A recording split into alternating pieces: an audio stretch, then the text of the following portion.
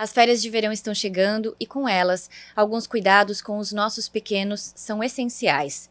Quem vai conversar com a gente sobre esse assunto é a doutora Gabriela e a Ellen, da Leve Med. Sejam muito bem-vindas. Obrigada. Bom, para a gente começar, doutora, seja bem-vinda e conta um pouquinho Obrigada. mais sobre você pra gente. Bom, eu me chamo Gabriela, eu sou médica pediatra. Eu me formei há cerca de 10 anos na Universidade Católica de Pelotas e a minha residência eu fiz no Hospital Universitário pela Universidade mesmo Católica de Pelotas, né? Terminei em 2018. Mas desde que eu me formei eu já só mexia com criança mesmo, né? E hoje eu atendo ali no nosso centro clínico da LevMed. Seja bem-vinda. Obrigada. Olá, o meu nome é Ellen, eu sou enfermeira do Star Leve, da Leve Med, e hoje a gente está aqui para falar sobre esse assunto bem importante, né, que é a saúde das crianças. E a doutora Gabriela está aqui para dar algumas dicas, né, para os papais sobre as dúvidas, para as crianças poderem aproveitar esse tempo de férias, verão, praia, piscina, né, que seja com muita segurança e principalmente com muita saúde.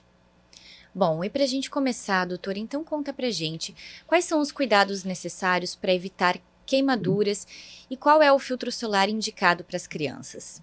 Tá, eu sempre começo dizendo que a gente precisa fazer o básico bem feito, né? Tanto para adulto quanto para criança. Então, a proteção mecânica, ela é muito importante, né? Então, assim, a gente precisa ter cuidado, né? Primeiramente, com o horário de exposição. A gente tem que ter o bom senso que quando a gente fala em exposição, a gente está falando de exposição direta ao sol, o sol pegando diretamente na pele da criança. Então, antes das 10 e após às 16 horas, né?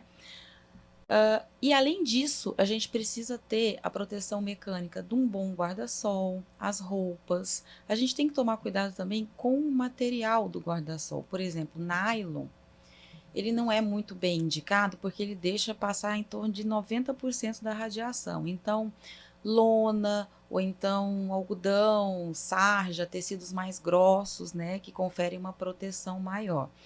Roupa, né? A roupa com proteção UV para criança tem que colocar, tem que proteger a cabeça, porque a proporção da cabeça da criança é maior com relação a do adulto com o restante do corpo, né? Então tem que proteger a cabeça, tem que proteger as orelhas, tá bem?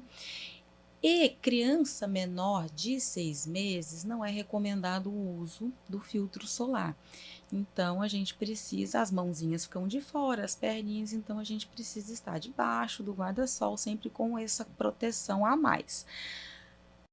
De 6 meses até os 2 anos, a gente orienta muito os filtros solares da linha Baby ou linha infantil, que são filtros solares que têm menos agentes nocivos, digamos assim, né? Não tem parabenos, importante não ter fragrância, não ter cor, e a gente indica os filtros físicos, né?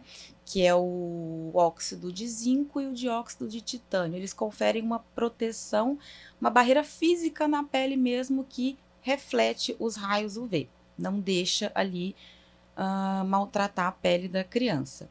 A partir dos 2 anos, a gente já tem pode usar os filtros físicos e químicos. Os químicos, a gente tem uma série de nomes, não vou entrar nesses detalhes, né? Mas é como se, a grosso modo, eles transformam a radiação UV numa radiação que não vai ser absorvida, não causando dano. Mas antes dos 2 anos eles não são indicados, né? Então, nós temos marcas muito boas, nós temos ali a Granado, nós temos a Johnson, nós temos ali a Mustela, nós temos a Tralalá, mas dentro das próprias marcas a gente precisa ler, né? Porque nós temos linhas de saída que são linhas mais baratas e nós temos as linhas mais caras. E às vezes, por uma questão de preço, a gente acaba levando agentes nocivos para a criança, né? Então é bom você ler e principalmente assim, fragrância e os parabenos, né? Que a gente já sabe que eles são disruptores endócrinos, né? Então, eles podem estar alterando ali futuramente a questão hormonal das crianças. Então, não tendo esses elementos e os filtros físicos, a gente vai saber que eles são físicos, geralmente vem escrito na embalagem mineral, né?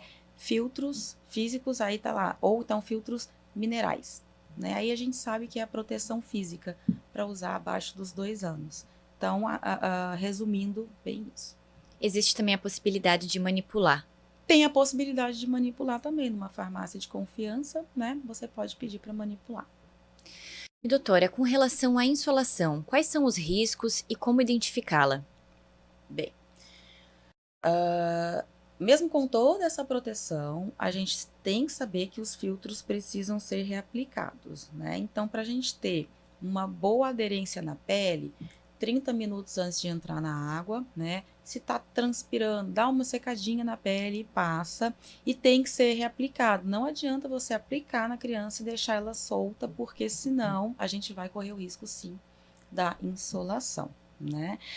A insolação, ela tem muito a ver com a exposição excessiva, né? E geralmente, mesmo seguindo as recomendações, a gente sabe que entra ali um pouco perto do horário do meio-dia, do horário antes das 4. E como que a gente pode detectar precocemente? A criança fica vermelha muito fácil, tá? Ficou com a bochechinha vermelha, tá na hora de tirar, tá bem? Uma irritação que você não sabe de onde vem, tá na hora de tirar, né? Então, porque insolação e desidratação, elas andam muito juntas. Mas a primeira coisa tem alguma coisa que não deveria estar acontecendo é a pele começar a ficar vermelha, tá? Então, pelezinha vermelha, tá na hora de sair, tá bem?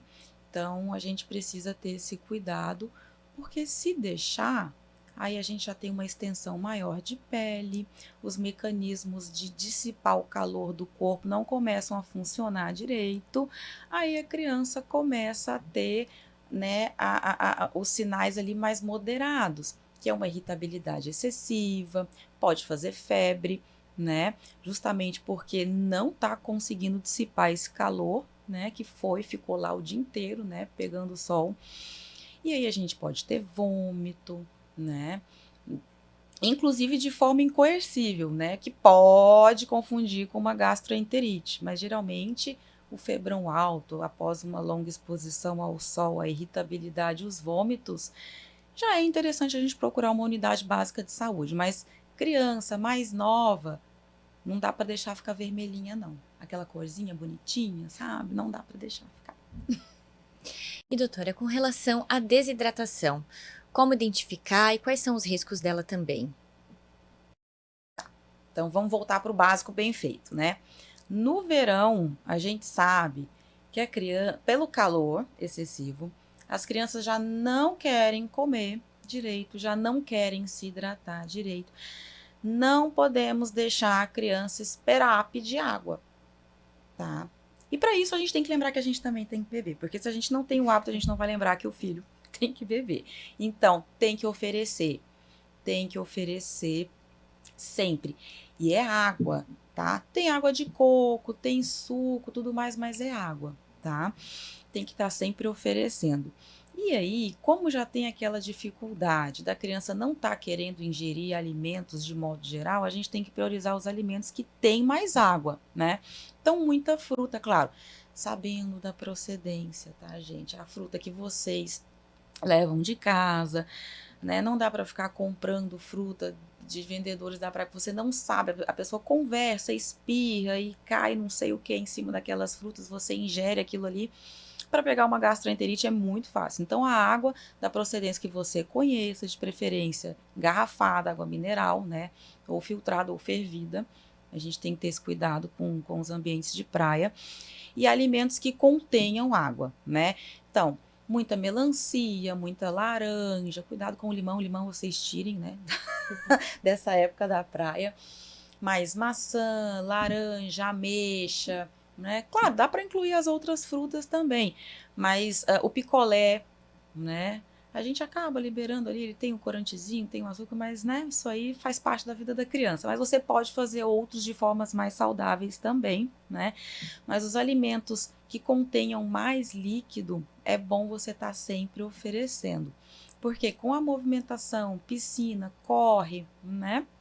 Acaba desidratando. E sinal leve de desidratação, né? A gente já nota a saliva mais espessa, né? Então,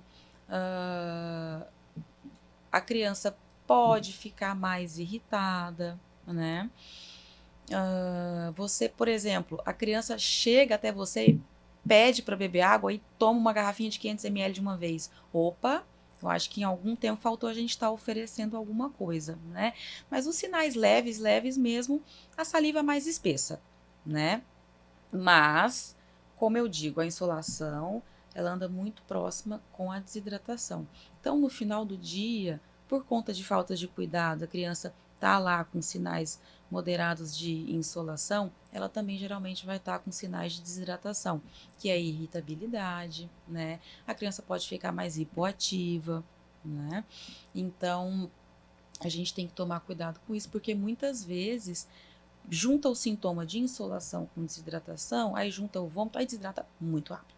Então, geralmente, esses casos é unidade básica de saúde, são os pronto atendimentos. Mas se a gente fizer o básico muito bem feito, a gente não chega lá. Bom, e você comentou agora há pouco sobre os cuidados com relação à alimentação, né? Para evitar a gastroenterite, enfim, essas doenças e condições que são tão comuns nessa época do ano. Que outras sugestões a doutora deixa pra gente com relação à alimentação das crianças nessa época do ano? Geralmente, além dos alimentos ali, né, que ricos em água, a gente costuma indicar alimentos mais leves, mais fáceis de serem digeridos, né? E claro que a gente saiba a procedência. Isso aí, alimentos. Geralmente, assim, ficar insistindo para a criança, vai, come essa saladinha do buffet. Calma, nem sempre, tá? Para isso, caso a criança goste de legumes e verduras cozidos, os cozidos melhores, né? Porque aí a gente já mata qualquer coisa que possa estar ali. Então, uma regrinha básica que às vezes eu uso para mim também, alimentos crus, aí a gente dá uma evitada. Mas você levar, né, a criança é bom, é como se fosse assim, alimentação leve e mais fracionada, tá?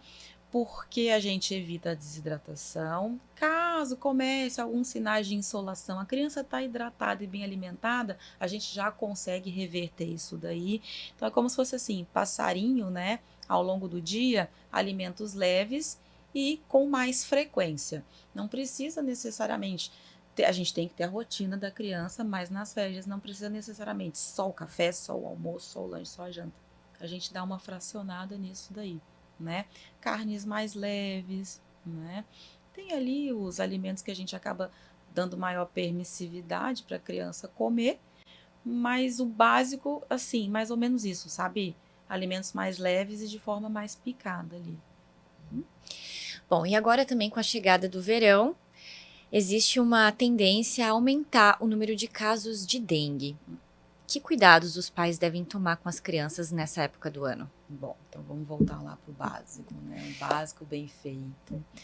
Eu costumo dizer assim, o básico bem feito, a gente até evita com que a criança precise, que a gente precise ficar reaplicando na criança o repelente toda hora, tá? Ninguém quer ficar lá a cada 2, 3 horas passando repelente na criança. Então, como que a gente vai ajudar essas famílias com isso daí? O calor, né? Geralmente, nos lugares mais quentes é onde a gente tem mais mosquitos. Se vocês estão num lugar que tem ar-condicionado, 23 a 25 graus Celsius, beleza, fiquem, né? Porque aí já vai evitar com que o mosquito fique circulando por aí. Qual que é o horário principal que eles costumam? Início da manhã e final da tarde, né? Tela. É interessante, caso vocês vão viajar ou então em casa, feche, coloque as telas, ligue o ar-condicionado, né, que fica mais fácil da gente administrar isso daí. Outra questão que a gente pode ter também, sem estar falando de repelente, são as roupas. As roupas com manga, né, mais compridinha, roupas leves, né, mas com mangas mais compridas, uma calça leve, tá bem? e geralmente roupas claras, porque o inseto, o pernilongo, né, ele tem uma atração por roupa escura. Então, roupas leves e claras. Evitar produtos com fragrância, porque qualquer tipo de inseto, e isso entra o mosquito da dengue também, ele é atraído por cheiro, por cheiros mais docinhos. Então, shampoo docinho, com cheiro de neném, de bebê, eles são atraídos por aquilo. Então, se vocês vão para uma região que tenha muito inseto e que pode ter o da dengue também, é melhor não usar nada com cheiro, tá bem? E aí, com relação aos repelentes, a gente tem eu acho que o Off Baby, que é de caridina, a gente já pode estar usando a partir do 3º mês, mas antes disso a gente não tem. Então seria mais a proteção mecânica, o mosquiteiro no carrinho, caso vá passear na praia e tudo mais, o mosquiteiro na cama e essas outras medidas que eu falei. Tem o repelente, o elétrico, que dá para você, tem o da SBP, tem o Baby, que dá para ser usado a partir do 6º mês. Tá? Antes a gente não dá para usar. Vocês coloquem, né? Aquele de parede? Isso, e deixe uma frestinha para os mosquitos saírem. Quando a criança for entrar no quarto, tira, tá? E aí a criança fica. Não deixe ele agindo no quarto com a criança dentro, tá? Então, repelentes. Nós temos. Vou fazer um resumão ali, a gente tem que são bons, né, que a gente mais encontra no mercado. A gente tem o DET, né, a base de DET. Ele não é biodegradável, mas ele é um bom repelente. Ele dura em torno de 5 horas, então precisa estar reaplicando após esse período. Só que ele tem uma desvantagem, porque o cheiro dele é muito forte, às vezes a criança não tolera, ele tem aquele cheiro característico, né? Mas é uma boa opção. Aí nós temos as opções infantis, né, para cima de 2 anos e abaixo de 2 anos, com relação aos componentes nocivos que podem ser encontrados ali. Então a gente tem que virar leitor de rótulo, tem que olhar, né, porque geralmente está escrito acima de 2 anos, ou então somente acima de 6 meses, ou então a partir do 3º mês, tá? Acredito que a gente tem o Exposes e o Off Infantil, DT. Aí nós temos o de picaridina e da icaridina, né? Esse já é biodegradável, já causa menos danos ao meio ambiente, é um derivado da pimenta. E o DT também pega pernilongo, aranha, carrapato, pulgas, né? E a icaridina também pega. Dependendo da região que vai, tem outros insetos também que podem transmitir, né? São agentes transmissores de outras doenças. A icaridina, ela pode durar até 12 horas. Então a gente reaplica bem menos. Então fica mais fácil a gente associar a icaridina com as medidas de proteção básica. Então aí a gente diminui a chance da criança estar sendo picada ali, né? Então, e o cheiro é mais agradável, né? E, uma coisa que eu esqueci de dizer que é importante, assim, gente, não aplicar o repelente, botar a roupa por cima, porque o repelente, a forma de ação dele é que é como se assim, a gente passe ele como se ficasse uma nuvenzinha na pele que impede aquele mosquito, aquele inseto de chegar lá, né? As antenas do bichinho ali detectam aquela nuvenzinha de vapor como se fosse um vapor, né? E eles não chegam, não se aproximam, aquilo é nocivo, aquilo repele eles. Então, se você passa e bota roupa, não vai adiantar muito. Mas a gente já tem uns que podem ser passados na roupa, né? Você pega a roupinha do bebê, passa, ali tem um expose, se eu não me engano, que dá pra passar na roupa. Passa, dá uma sacudida, espera um pouquinho e veste a roupa no neném. Tem na mão não, porque senão a criança leva na boca, leva no olho, aí vira uma irritação só. Mas dá pra passar na face. Cabecinha, né, que tem os aninhos carequinhas, né, que pegam a cabeça também, né? E a gente tem o IR 3535, que ele é muito bom, ele é tão em eficácia, ele é tão bom contra os outros dois, só que o tempo tem que 2 horas, a cada 2 horas. Então ele é meio chato porque ninguém vai querer ficar reaplicando. Então os que a gente mais encontra no mercado, né? Mas esse tem um bem famoso que é o da Johnson, um verdinho, né? Então, se vocês gostam do da Johnson verdinho, eu esqueci o nome lá, não sei se ele tem um nome específico, mas ele tem que ser replicado a cada 2 horas. Tá? Então, os com icaridina é mais fácil de administrar. Tá? E doutora, o repelente sonoro funciona? Olha, aí você me pegou, porque não é uma coisa que eu estou habituada a prescrever, mas o princípio dele é também lá na captação da antena do bichinho, né? Mas eu te dizer se ele é tão eficaz quanto esses outros, não li nada que diga que ele é tão eficaz quanto. Nós já temos roupas que já vêm com repelente. Aqui no Brasil não sei se está fácil de achar. Em outros lugares a gente já tem. Nós temos alguns relógios para criança que eles fazem, que já tem o repelente, né? Mas que é tão eficaz quanto você passar. Agora, o sonoro dizia assim, não, que vai ser tão eficaz quanto, já não sei dizer. Bom, doutora, e aquelas crianças que manifestam algum tipo de reação alérgica a uma picada? O que fazer, como proceder, como prevenir também, além do repelente, né? Se a criança já tem uma tendência a reagir de forma mais alérgica. Bom, primeira coisa, eu não vou indicar nada.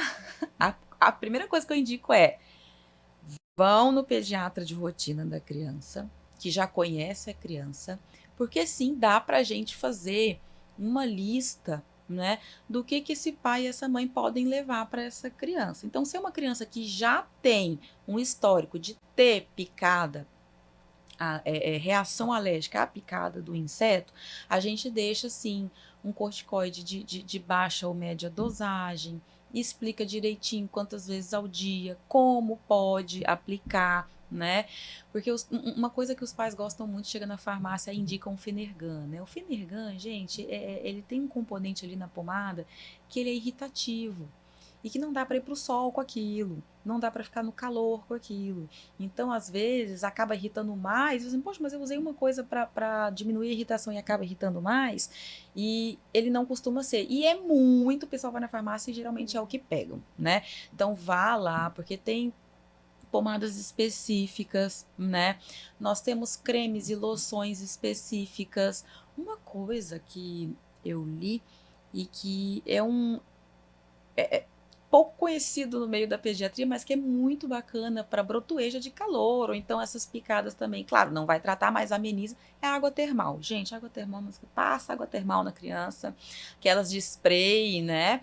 Que ajuda bastante com relação a essas irritações associada às pomadas.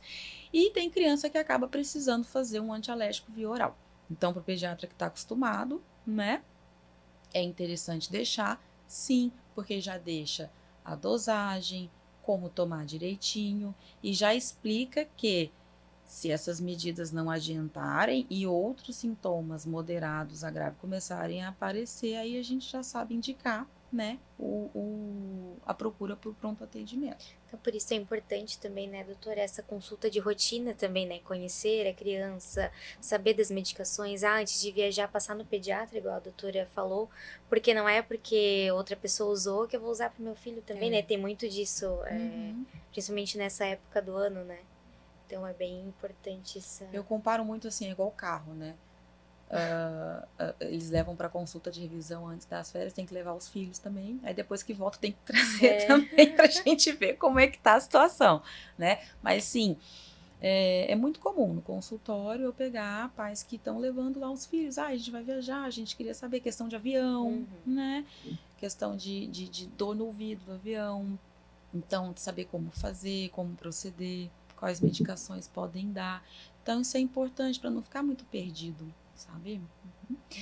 E com relação às alergias alimentares, a criança de repente ingeriu algum alimento que causou alguma alergia, o que fazer? Quais são os sinais de alerta nesses casos? Bom, é outra questão que é importante, né? Porque assim, levar no pediatra antes de viajar. Porque se é uma criança que tem uma alergia conhecida, então a gente já entra numa estratégia junto com os pais para a gente afastar a criança, né? Porque, por exemplo, camarão, tudo bem. A gente já orienta, ó, não, nada frito, porque se foi numa praia, e aí pode, o que que fritou naquele óleo? Fritou só e não dá para confiar, né? Eles reaproveitam molho, eles pegam o molho de uma coisa e colocam na outra, né? Então aí a gente já entra numa estratégia para poder não estar expondo essa criança. Agora, a gente tem que conversar sobre possíveis alergias alimentares, que às vezes a gente não sabe nem se alimentar. A criança, de repente, aparece toda empolada, a gente não sabe se foi uma coisa que comeu, ou se rolou na areia e teve uma reação, ou se foi um bichinho que picou lá no pé e a gente não sabe o que. Então, assim, com relação a se é alimentar, se foi um bichinho, não é bem o importante. O importante é você saber como é que tá o quadro da criança, né? Aquele rasgo cutâneo muito intenso, ficou vermelho da cabeça aos pés, muita coceira, tem que ir para um PA, porque geralmente precisa de medicação injetável, né? Tá umas bolinhas ali, meio que parece uma brotoeja. Passou água termal, deixou mais fresquinho, deu um banho, deu uma hidratada, melhorou, tudo bem, né? A gente tem que prestar atenção nos sinais de alerta para depois pensar assim, meu Deus, o que será que essa criança foi exposta, né? E aí teriam que acontecer outras vezes para a gente saber se foi alimentar ou se é uma coisa específica que tem na água do mar, ou então na areia, ou então na piscina, algum componente que foi colocado ali, né? Mas sinais de alerta, o rasgo cutâneo, que de repente fica tudo vermelho, inchar olho, né? Os olhos, as pálpebras, inchar a boca, né? Inchar as mãos, os pés, tosse. Então, isso a gente precisa, sim, procurar o pronto atendimento. Então, esses são os sinais de alergia, independente do que, né? Porque é muito difícil a gente saber o que é. Bom, doutora, e agora mudando um pouquinho de assunto, falando mais sobre o comportamento, a educação, a criação adequada para as nossas crianças. Férias, uso de telas. Quais são os cuidados, quais são as recomendações para que as crianças aproveitem esse momento de uma forma equilibrada e saudável? É difícil, né? Tá tão intrínseco hoje na nossa cultura, mas tudo depende. Porque assim, a família se programou para sair de férias, vai todo mundo, fica bem mais fácil a gente fazer com que essa criança não use tela para aproveitar melhor. Tá cansadinho, passou o dia, tá ali, deixa, mesmo a gente sabendo que não pode, o pai e a mãe estão precisando fazer alguma outra coisa, faz aquele uso ali para beleza, tá? Mas a gente consegue, com jogos, com a interação da família, com tudo, fazer com que a tela quase não entre na rotina ali, entendeu? Às vezes tá lá no restaurante, a criança, olha aqui, deixa a mãe comer, terminar de comer, tudo, a gente sabe que acontece. Não dá para dizer que, né, que não acontece, mas a gente, quando são férias programadas, que a gente já tem um local para ficar, é mais fácil. O problema é quando os pais não conseguem tirar as férias e a criança fica em casa, que aí a gente não tem o que fazer, né? Então, foge um pouco do controle. Então, é interessante, a gente sempre orienta, mas a gente sabe que não é a realidade de muita gente não conseguir não deixar usar a tela. Então, é interessante a gente saber se tem crianças próximo, né? Para a gente estar proporcionando a interação com as outras crianças que não estão viajando, né? Mas aí a gente precisa da participação ativa do adulto, tá? Então, assim, a criança tá em casa, tá com a tela, ela vai ficar na tela se não tiver ninguém para ajudar ela a não ficar na tela. Eles vão ficar, tá? Não tem o que fazer. O adulto tem que ter uma participação muito ativa, né? E muito enfática com relação a ter o mínimo de interesse para que a criança aproveite as férias. Porque hoje a gente piscou, eles estão pegando a tela. Né? Então, assim, a participação do adulto é importante quando não tem as férias programadas. Né? Agora, não viajou, mas pai e criança estão de férias, aí a gente já tem também uma maior facilidade de poder pegar essa criança está fazendo outra coisa. Né? Tá passeando, tá levando para ver os enfeites de Natal, passeando na Via Verde, qualquer coisa que seja, para não estar com essa tela, porque senão fica. Qual é a recomendação geral com relação ao uso de telas? Idade Até os que é 5 permitida? anos, mais ou menos, é 0. A partir daí começa em torno de... Olha, específico, idade específica, assim, eu teria que estar lendo para falar melhor para vocês. Mas, gente, até os 2 anos, 3, é 0. 0 tela. Tá? Porque os olhos ainda estão em informação, tem muitas células, ajuste, tá? De perto para longe, ajuste para cor. Então, se a gente coloca uma tela, a gente prejudica essa formação, né? Principalmente com relação a ajuste perto e longe, com identificação das cores, cores primárias e tudo mais, né? E aí, a partir dos 5, gente, é algo assim, tipo meia hora por dia, 1 hora, é muito pouco, tá? Até os 10 anos, se eu não me engano, não chega a passar de 1 hora. Então, que não é o que acontece. Porque senão a gente fica, os adultos ficam, tá? Então, eu tenho pego muita criança no consultório com lacrimejamento, com coceira nos olhos, com tique nervoso, né? Com dor de cabeça, e que a gente manda para a rotina do oftalmo e não tem nenhuma alteração que possa estar causando aquilo ali, e a gente sempre considera o uso da tela. Ah, mas ele não usa excessivamente. Tudo bem, mas ali antes de dormir fica 1 hora, que seja. Não é para estar recebendo estímulo visual naquele momento. Então pode estar sendo o suficiente. Porque às vezes você vai falar, mas meu filho não fica o dia inteiro, tá? Mas o pouco que fica já é suficiente. Né? Então, assim, gente, é pouca coisa, tá? É muito pouca coisa para causar irritabilidade na criança. Doutora, com relação ao sono, né? Você comentou agora a importância da higiene do sono antes da criança dormir. Como que é a recomendação justamente para que a criança tenha um sono de qualidade, as horas necessárias de sono, tanto no período das férias quanto na vida como um todo?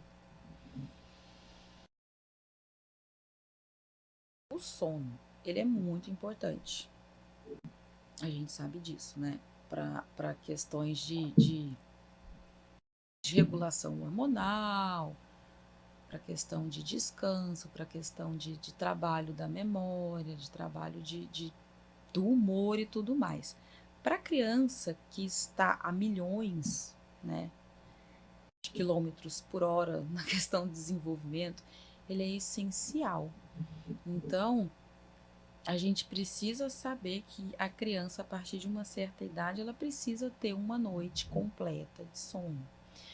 Mas não é muito o que está acontecendo. Primeiro que entra o social. Nós moramos aqui numa região que os pais trabalham muito por turnos. Então, um pai está chegando meia-noite, o outro está saindo. Então, assim, a criança acorda. Então, assim, é muito mais complicado socialmente para os pais a gente estar orientando o que tem que ser feito, o que tem que fazer. Muitas vezes é feito o que dá. Mas a gente tem que entender que a criança precisa, sim, dormir, tá? Então, tá despertando com muita frequência, começou a ter crises, a gente tem o terror noturno, que é comum, mas ele passa, ele não perdura. Então, se perdurar, a gente precisa investigar. De um tempo para cá começou a ficar com uma agitação no sono diferente, dormia bem, passou a dormir mal, né? Despertares que os pais, as mães principalmente confundem muito com fome, não é? Então, assim, a gente cria comportamentos que as crianças aprendem que entra nesse despertar noturno frequente. Então, o sono, ele é muito importante a gente ter na rotina, a gente não oferecer tela antes de dormir, a agitação, dependendo da alimentação, os pais que trabalham, que estão saindo ou que estão chegando, não fazer muita algazarra para não atrapalhar, né? O ideal é muito bonito, mas a gente sabe que não é assim que acontece. Nas férias, a gente tem que tentar fazer o mais próximo disso, né? Porque até para a gente proporcionar divertimento para eles, a gente tem que ter rotina. E o sono nas férias é muito importante, né? Criança muito cansada não dorme, criança com muita fome não come. Então a gente não dá para deixar muito largado, porque senão, primeiro que na hora de voltar para a rotina, aí todo mundo sofre, né? Mas é importante a gente manter sim essa rotina para a criança, né? Até para ela aproveitar melhor, para ela estar mais descansada e tudo mais. Mas com relação ao sono, a gente precisaria de um podcast só para sono. Porque é muito importante. Mas a gente tem que saber, a criança precisa dormir. Ela precisa dormir, ter uma noite completa e de sono reparador. Isso. Bom, doutora, você já mencionou aqui durante a nossa conversa alguns sinais de alerta que devem fazer com que os pais levem os filhos ao pronto atendimento. Que outros sinais de alerta a gente precisa ficar atento para levar os filhos para uma emergência? A gente já falou das alergias, né, que podem acontecer. Verão, a gente sabe que as gastroenterites, né, tanto virais quanto bacteriana, estão muito presentes. As virais, uma pessoa contaminada, né, que conversou ali em cima da verdura que está exposta no mercado, que se não for muito bem higienizada, ou então no buffet do restaurante, na água da piscina, né, aquelas crianças catarrentinhas, aí passa para todo mundo que entra em contato com aquilo vai pegar. E na proximidade com os que estão no apartamento, ou na casa que alugaram, ou dentro de casa mesmo vai pegar, né? E aí a gastroenterite ela pode se manifestar de várias formas. A gente tem as formas mais agressivas, que é aquela que a criança de repente madrugada acorda vomitando, vomita 4, 5, 6 vezes, dependendo da idade da criança, gente, abaixo de 2 anos ali, desidrata muito rápido. Assim, em questão de 1, 2 horas a criança está desidratada. Então, vômitos que não tolera nem água, tem que procurar pronto atendimento, tá bem? Ah, uma sequência de 5, 6 vômitos. Ah, não, tem que procurar. Porque a gente precisa fazer com que esses vômitos cessem, tá? De forma com uma medicação injetável. Pode ser que depois da medicação injetável a criança fique ótima, não precisa nem fazer um soro na veia, mas geralmente precisa uma hidratação venosa e uma medicação injetável. Vômito e diarreia junto nem se fala, tá? Mas aí tem aquela criança que vão passar 15 dias. Chegou no terceiro, quarto dia, vomitou 2, 3 vezes. Aí não vomitou mais. Mas aí no dia seguinte apareceu diarreia. Vomitou mais 2, 3 vezes e 3 vezes diarreia. No terceiro dia a criança já não quer comer, mas aí você nota que a saliva está mais grossa. Opa, perdeu a oportunidade de levar num PA. Dependendo da idade da criança. Tá bem? Então, assim, precisa levar no PA. Porque aí o que acontece? Eu já peguei casos que terceiro, quarto dia a criança relativamente bem. Mas no terceiro, quarto dia desidratou e que não conseguiu pegar veia, tá? E aí, dependendo do profissional que tá lá, não consegue, aí não consegue fazer a hidratação e a criança piora muito rápido. Então, a gente tem que tomar cuidado com a desidratação por conta de vômito e diarreia, tá? Então, assim, não tá ingerindo líquido, não tolera nem líquido, vomita, tem que levar para fazer uma hidratação, tá bem? Outras questões. Geralmente o verão é mais isso mesmo. Aí a gente tem os acidentes com a água que, né, a gente tem que tomar muito cuidado, porque geralmente desfechos podem ser trágicos, né? Que aí não tem nem como levar para o PA. Né? Então, com relação a saber aonde o filho está, com relação à piscina, com relação a mar, né? E picada de insetos, que a gente já conversou também. E é muito comum as gastroenterites, mas a gente tem as viroses, as gripes também, né? Então, a criança pode começar a fazer febre, ficar um pouco mais catarrenta, mas está se alimentando bem, não está com vômito e diarreia associado, dá para você administrar, né? Com as medicações, aquelas que foram prescritas lá na consulta com o pediatra, para febre, né? Para tudo isso. Porém, a gente sabe que no verão é menos comum, mas pode acontecer. A gente tem a influenza, a gente ainda tem o Covid, que podem acometer a criança de uma forma mais intensa. Então, dificuldade. Temos os asmáticos, né? Que qualquer crise, qualquer infecção viral pode fazer com que eles precipitem uma crise de chiado. Então, a gente tem que prestar atenção. Então, dificuldade de respirar, né? A gente precisa levar para o pronto-socorro, tá? Pode não estar nem com febre, mas calor intenso também pode precipitar crise de asma nas crianças que têm né, esse pulmão mais sensível. Então a gente tem que estar atento. Doutora, você comentou há pouco sobre a questão dos cuidados com piscina, mar, para evitar um afogamento. Quais são os cuidados básicos nesse sentido? Tem que ter um adulto sempre junto. Tem que ter. E o adulto tem que estar atento, tá? Sei que os adultos também querem relaxar, também querem beber, mas a gente precisa ter alguém que esteja 100%, é 100% do tempo olhando aquela criança. Porque às vezes a gente vira para colocar uma coisa no armário, a criança cai na piscina, tá? Então, assim, as casas, a maioria das casas de férias, assim, que as pessoas viajam, não tem essa proteção. Eles não pensam nessa proteção para a criança. Então tem que ter o adulto 100%. Em casa tem que ter a proteção, tá? Tem que ter a proteção. A gente tem que ter as boias, mas às vezes elas acabam não funcionando, né? Mas assim, a gente é outra coisa que tem que ter a participação ativa 100% do tempo. O adulto tem que estar com aquela criança. Local onde tem piscina, e na praia tem que estar junto. Bom, e ainda falando em segurança das crianças, muito comum as viagens de carro nessa época do ano. Quais são os Sim. cuidados com relação ao deslocamento? A gente tem ali as cadeirinhas, né? Um ano para baixo é o bebê conforto atrás. A criança tem que estar de costas para o movimento, né? De 1 a 4, aí a gente já tem a cadeira, é uma cadeirinha também, fixada pelo cinto de segurança, né? A criança já virada para frente, ali.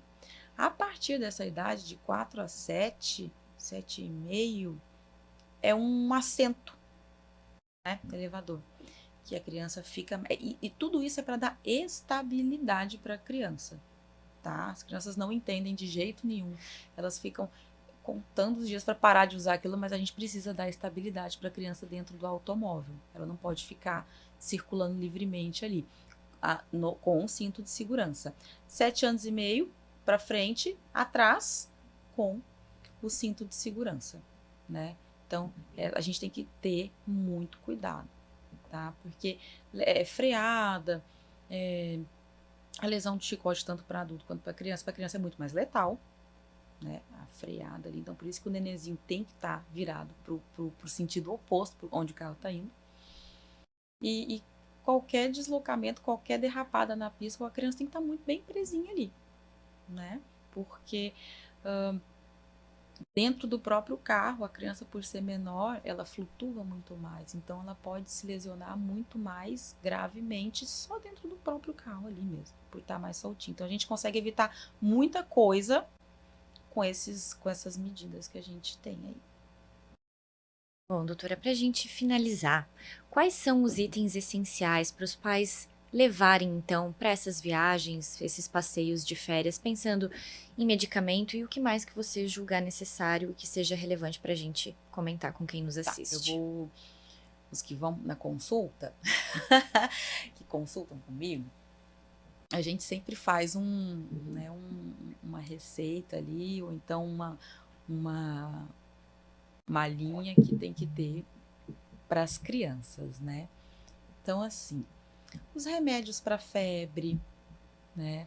Aquele que a criança está mais acostumada, está mais habituada. Aquela pomadinha ali de assadura, né?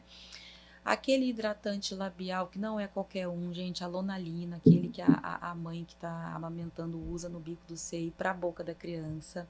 É ideal, a gente tem que hidratar. Não esqueçam da orelha, da boca, das mãos e dos pés da criança, tá? A gente esquece da gente, é terrível. Tem que hidratar bem os lábios dessa criança, então tem que ter um hidratante labial, tá bem? A higiene nasal nunca pode deixar de ser feita, então vocês vão levar a seringa, o soro fisiológico ou o frasco, né? Aquela criança que remédio para vômito, né? Para aqueles pais que a gente já está acostumado, já trata a criança, a gente acaba deixando, né? O antialérgico a gente deixa também. A gente orienta com relação ao tipo de sabonete para levar, o tipo de hidratante para levar, né? Uma coisa que eu acho muito bacana também é spray para garganta, né? Aqueles sprays que tem, claro, a idade, a partir dos 3 anos ali, a gente pode usar o anestésico, mas no final do dia chega lá, a criança está com dor de garganta. Nem sempre. É alguma coisa que vai precisar de antibiótico, a garganta está arranhando, viajou no ar-condicionado, viajou de avião, trocou de tempo, né? Spray para afta, para dor de garganta, a criança abre aquele bocão, espirra lá aquelas borrifadas, né? Que já dá uma melhorada, né? Então esses sprays, eles ajudam bastante, né? Com relação a isso. Basicamente isso, assim, no kit, né? Da criança ali, né? Aí a gente orienta com relação, né? Ao protetor, ao repelente, a todas essas coisas que tem que ter. Tem que ter, não dá. Essas pomadinhas, essas coisas tem que ir junto. Então, o nosso compromisso é com os pequenos, né? A doutora Gabriela trouxe dicas aí bem valiosas que vão ser muito proveitosas. E a gente quer lembrar que sempre a prevenção é o melhor caminho, né? E que a LevMed tá à disposição, alguma dúvida que surgir, precisar marcar uma consulta no centro médico da LevMed, né? Que a gente está à disposição para cuidar de toda a família com o cuidado que eles merecem. Com certeza. Muito obrigada pela participação de vocês aqui, doutora, pelas informações valiosas, né, para os pais e para as crianças. E um ótimo final de ano para vocês. Muito obrigada. Para todas nós.